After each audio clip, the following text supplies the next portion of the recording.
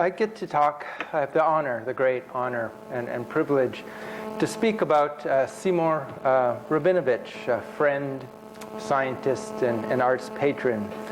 I'll begin with the friend. I've known Seymour and Flora for a number of years. For the last 5 years, they've invited me into their home on a regular basis.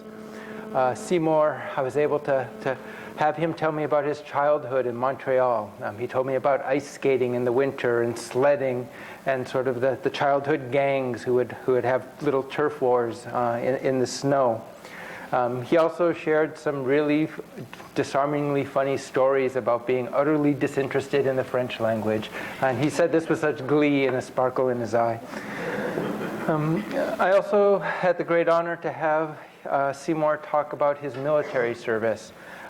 He was a captain in the Chemical Warfare Defense Laboratory in the Canadian Army from 1942 to 1946. And he told these stories of such simplicity about understanding what the Germans' munition situation were by the sounds and smells of the bombs that they were using, the munitions.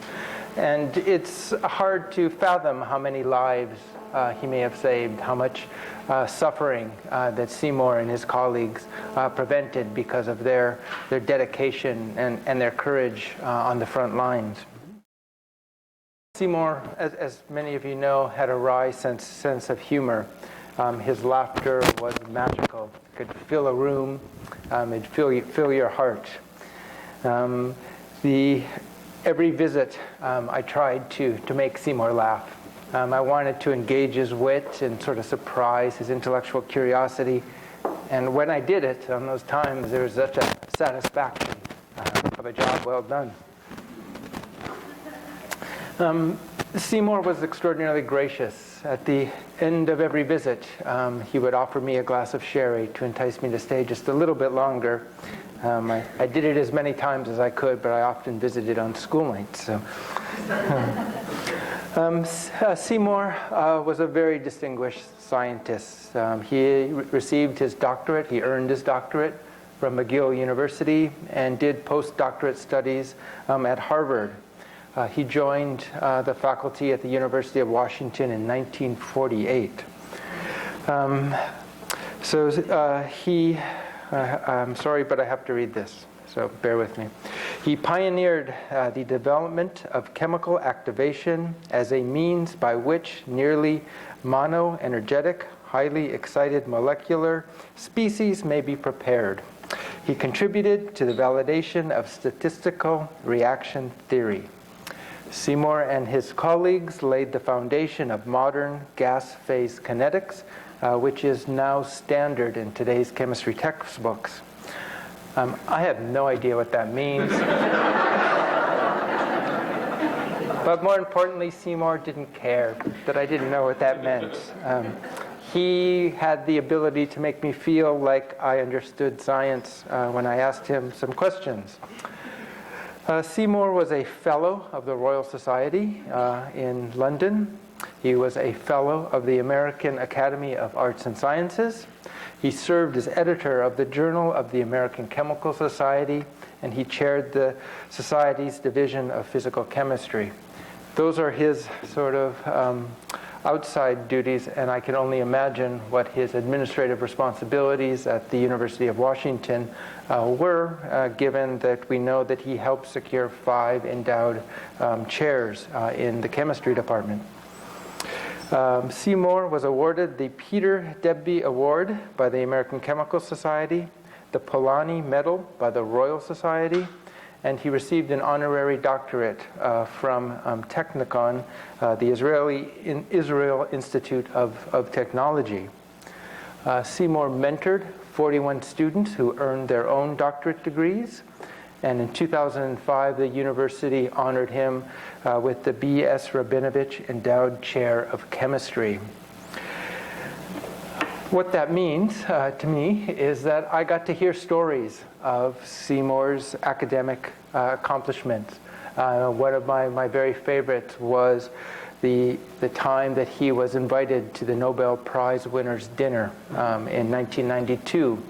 Seymour's work proved some theories of Rudy Marcus, and Seymour regaled us with tales of meeting the King of Norway in the pomp and circumstance of the Nobel Prize dinner. And I can assure you that's as close as I'm going to get to the Nobel Prize. But in science, I asked him on almost every visit, what's new in silver? And he kept up with the research. And he would tell me, literally, what had happened in the intervening weeks since I had seen them last, what was new in academic research in silver. The only story that I knew about was a new alloy of non-tarnishing silver that might be used by jewelers to prevent tarnish. He said that many jewelers would probably shy away from it because it was a little bit hard and brittle, but it would work to prevent tarnish. So keep that in mind, please. Seymour was a greatly respected arts patron. He collected historical silver, and he commissioned many fish slices and cake servers. His role as an arts patron is probably why we best remember him. Seymour believed in artists and the creative process, which for a chemist is a very strange and wonderful thing indeed.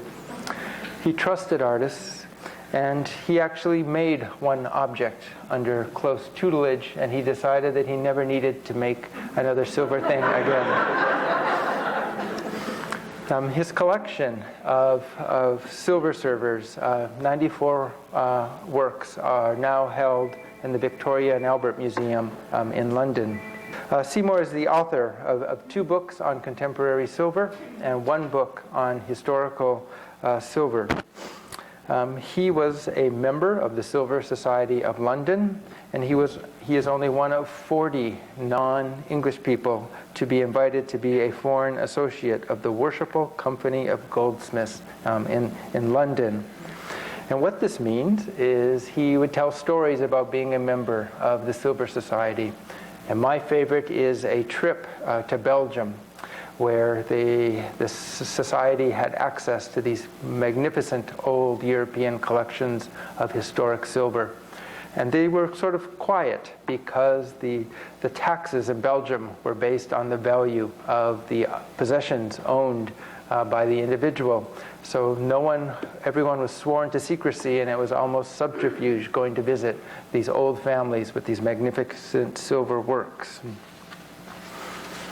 Seymour also created the University of Washington's Rabinovitch Award in 1996.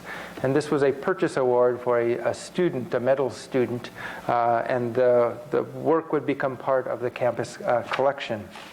In 2011, the Seattle Medals Guild awarded him a Lifetime Achievement Award. But importantly, for us is Seymour's support of one particular jewelry artist, his wife, Flora Book. And Seymour worked hard to fulfill the role of the artist's spouse. He was her protector, he was her consultant, he was her engineer, and he also helped with a little bit of editing. He joined Flora at openings in London, in Edinburgh, in New York City, Boston, Seattle, and of course here in Tacoma. At one of the openings, recent acquisitions of 20th century design at the Metropolitan Museum, Seymour noticed that Flora's work of magnificent collar was displayed next to a glass vase by René Lalique. And he very quietly mentioned to Flora and his family, wouldn't his father, René's father, be so proud to be in an exhibition with Flora Book?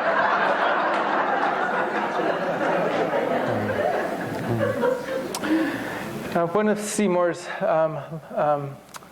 most recent efforts was a collaboration with his daughter. They co-authored a children's book.